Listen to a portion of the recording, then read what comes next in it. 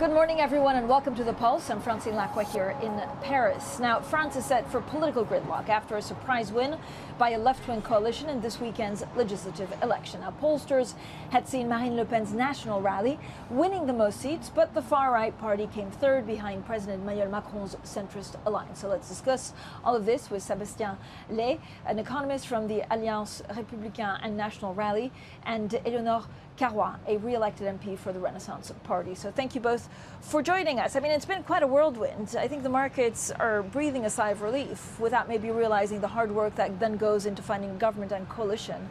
You know, how much gridlock are you expecting? Look, I think this is a very unexpected situation for France, and I am also relieved and breathing again because this has been a terrible 3 weeks.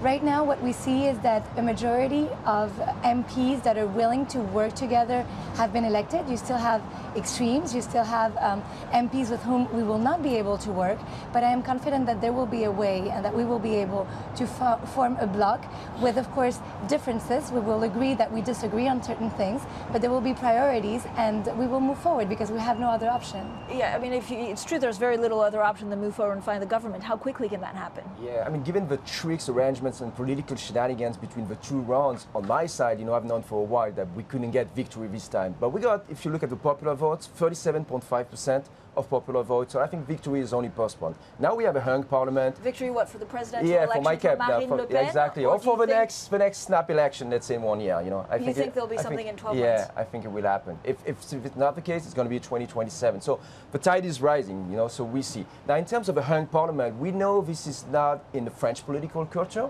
but I think we can get used to. I think the weird thing compared to other European countries is that we're going to have a hung parliament, a political gridlock, in a nation with strained finances and a procedure, a scrutiny from Brussels for excessive deficit. That's my main worry. We're going to see. I mean, I don't think that the markets are really understanding the situation today. It's going to take a couple of weeks before we can really structure that government and the smoke from the political fog can really clear out. I mean, I guess the market is seeing a hung parliament as not much spending because actually there's gridlock, and so that's what they're liking at the moment. Who do you think will be in that coalition? I think there will be MPs from the center and also from the reasonable right and reasonable left. And I think that's something that the markets have understood, that there will be a compromise, and a compromise means no excessive spending, no excessive decisions. It means there will not be Jean-Luc Mélenchon in power, which I think is a clear relief, but there will also not be Marine Le Pen and her party in power because they are also completely incompetent and incapable of putting this country forward in terms of our economy. So right now the decisions will be narrower, the space for making them will be narrower, that's for sure. It will be tough making those decisions and those discussions, that is also clear, but I think all in all, this is the best scenario we could have had given the circumstances when you think of what happened three weeks ago. I mean, the market was certainly a little bit nervous 3 weeks ago. I mean, Italy has, a long history of trying to find coalitions, and Italy at some point also could not find a government, so found technocrats, someone who's apolitical to be head of the government. Do you think that could happen in France? Would your party support that? That's another solution that I would probably support it as far as I am concerned. Because if you have a technocratic government, probably for public spending, not that you're going to cut spending, which is what France really needs at the moment, but at least you won't have a kind of profligate spending that you would have, with a leftist government. I don't think it's tradition, but I think we should try. But your party also wanted to spend. I mean, you weren't. Exactly. Well, no. If you look at the economic program that I eventually endorsed, in the last weeks, that was really a classic conservative. Fiscally conservative program, with cutting public spending and cutting taxes. So it was cutting consumption taxes, production taxes, but all financed, by a reduction in public spending. So it wasn't that clear 6 months ago, I agree with you, but over the last month, and especially with the alliance with the Republicans, that was really clear. Yeah, I mean, I think if you look at the numbers, I think it was, the left coalition wanted to spend 6 times what Macron, but your party also wanted to spend 2 times. So maybe you balance the books in other ways. But there was always a lot of questions about fiscal spending, right? Not with the compromise that we reached in the last 2 weeks. So I think maybe the markets, had a misconception of both the National Rally program and the Front Popular program. And I think over the last weeks, they just reacted to political chaos and uncertainty. And today, they are kind of reassured because the situation is not clear. So we're going to have to wait for a couple of more weeks. Does Emmanuel Macron stay on as president until 2027? That's what he said, and I think that would create stability because that's the role of a president. I think you have to give more space to the government and more space to the parliament as it is recomposed. And that is also something that is positive because, again, we'll have compromise, we will have decisions that are concerted, and you will have an opposition that will be reduced to the extremes and not everyone being in a constant opposition, threatening the government of taking it down for any decision or any, political proposal. I mean, again, the concern is that actually he's used to governing, he's used to putting things in place. That's also the role of the president. If he were to send, for example, weapons to Ukraine, it has to be, signed by the defense minister and the finance minister. If they start saying no, does he just get up and walk? Well, we've had that in France, right? We've had what we call la cohabitation, and it is tough, but it works. So eventually there will have to be a government. That government will definitely be more independent than the present government from the president. And there will also be a discussion at that level, not only at the parliamentary level, but also at the executive level, which I think, again, can only give a good result. Who do you think the next prime minister is?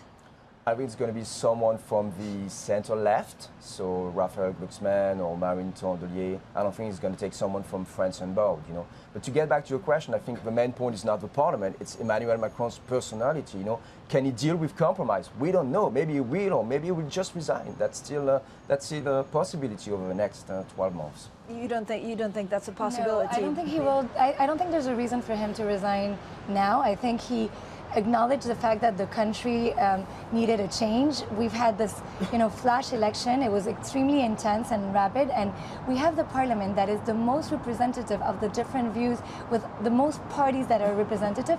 And now is what do we do with this? And I think it is extremely important that we take the France Unbound, the LFI, out of any government because they are clearly radical.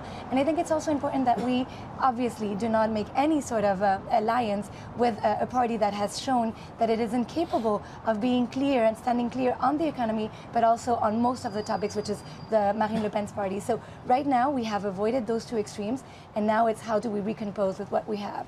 I mean, do you have a chance at the presidency in 2027 yeah, again? so. And what are the steps towards that? Yeah, I think the tide is rising. I mean, it could be also that we could get a snap election in 12 months, and we could have another cohabitation. So it's two options. Either we just postpone victory by 1 year or by 3 years. We'll see. It would be better, obviously, to get both, given the French system, the presidency and the parliament. But we were ready to go to Matignon, a couple of days ago. We will still be ready in 12 months, Do you think Marine Le Pen personally is taking this as a defeat? No, I don't think so. She mentioned yesterday, and I was with her, that the tide was really rising. Again, you look at the numbers, more than 10 million voters, 37.5% of all votes. It's unprecedented, in French history. It's just the institutional system that is blocking us, and we knew it. We are playing by the rules, we are dealing with that. So we have to accept the system and try again. That's called democracy. Yeah, I mean, there's been a lot of questions about, also not fully understanding what you stand for, because it's been watered down so much. So do you think there will be a reassessment of the campaign that Jordan Bardella put in place? No, I think it was the right trend. There was also this alliance with some Republicans like me, I'm an economist, I'm rather a pro-business economist. Maybe, 5 years ago, I would have never done this alliance with a national rally.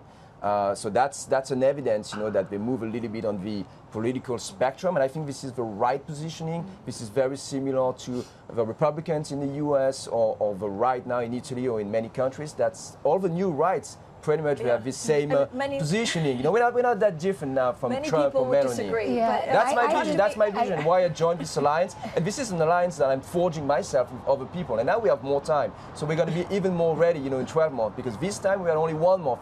Personally, I had never ran for an election before. I had to decide going for this election in 2 days. That was just like launching a new startup, But now I have the time. I have at least 11 months to get ready. I mean, many French really, say that it's very difficult to change the party. But talk to me a little bit about what party. I mean, the role of France in Europe. How much has it been weakened? It feels like now it's Italy, maybe Poland, and other Eastern countries that have more of a say in Europe. I disagree with that because it is France that put together all the European presidents and MPs to decide to continue helping Ukraine. It is France that has also taken the lead on many European topics.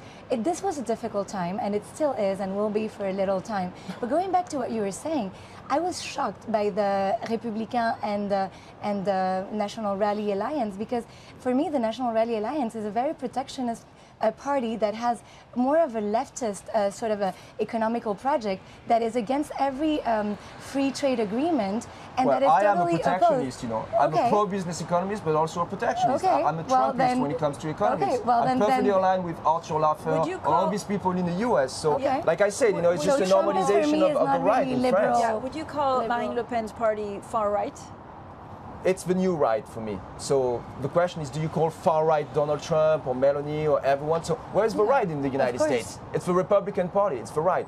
So what is the political cleavage? Is it between the left and the right, or do you invent something new, the left and the far right? So where is the right in the US? You know, I'm an American citizen too, abroad in the US. The right is the right. It's Donald Trump. And It's you're- the evolution of the right. Dual That's it. Does this actually change politics in France forever? If you start looking at coalitions and you know the way the negotiations, I guess in the next couple of months, will then set the stage for further years. Yes, it does change the politics, but the recent politics, because traditionally in the past republics, we were a parliamentary republic. It was very unstable. We have a very bad image of what was the Fourth Republic, because of course that led to several elections and to certain instability. But it was also a different time, and I think giving more power to the parliament and being more represented with different parties that are within power and not in opposition, that makes them more responsible. Because for me, the reason the Marine Le Pen's parties has risen, it's also because the rest of the opposition were so disruptive, so vocal, that they were there quiet, not saying anything, changing their mind every second about Brexit, about the economy. But we've seen many liberal democracies. I'm thinking of Germany, I'm thinking of Italy, where actually these coalitions are hard, especially if you have a rainbow coalition with like 4 or 5 parties. It's really like an art to keep it going and get something through. Otherwise, you could have absolutely nothing done for the economy for years. It is difficult, but it is doable. And I think when you look at our neighbors, although, for instance, Belgium, that was blocked for so long, they're moving forward, and I hope we don't get to that point where we're blocked for so long, but eventually we will move forward, and we don't have these irresponsible oppositions on two sides. And believe me, for seating in the Assemblée for the past 2 years, that is going to be a relief. Thank you both for joining us. Thanks That for was having us. Sebastien Laye, an economist from the Alliance Républicaine National Rally, and Eleonore Carrois, a member of the Renaissance Party. Now,